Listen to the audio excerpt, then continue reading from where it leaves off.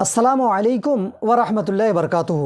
আল্লাহ নবী রহমতুল্লিল আলমিন শফিউল মুজনবিন ইমামুল আম্বিয়া সাল্লাল্লাহু তাআলা আলাইহি ওয়াসাল্লাম ইবনে মাজার 3818 নম্বর হাদিসে বলেছেন, শুভেচ্ছা তাদের জন্যে, অভিনন্দন তাদের জন্যে যাদের আমল নামাতে সব থেকে বেশি বেশি ইস্তেগফার থাকবে, তওবা থাকবে। কে বলেছেন?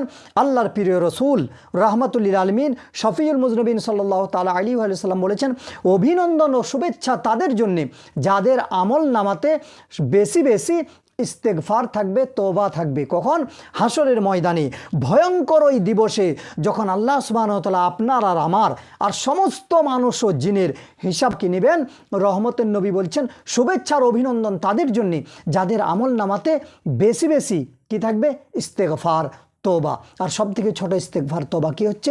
আস্তাগফিরুল্লাহ। রহমতের নবী সাল্লাল্লাহু আলাইহি সাল্লাম বলেছেন, 5 ওয়াক্তের ফরজ নামাজের পর সালাম ফেরার পরে আমরা পাঠ করি একবার আল্লাহু আকবার, তারপর 3 বার আস্তাগফিরুল্লাহ আস্তাগফিরুল্লাহ আস্তাগফিরুল্লাহ। এটা তো আপনি পড়বেন। আর অন্য সময়েও যখন ফাঁকা পাবেন বেশি বেশি করে কি পাঠ করবেন? ইস্তেগফার, আস্তাগফিরুল্লাহ আস্তাগফিরুল্লাহ। কারণ আল্লাহ নবী সাল্লাল্লাহু আলাইহি সাল্লাম বলেছেন, শুভেচ্ছার অভিনন্দন তাদের জন্যে ওই হাসরের মাঠে ভয়ঙ্কর ওই দিবসে যার আমল নামাতে সব থেকে বেশি বেশি করে ইস্তেগফার থাকবে।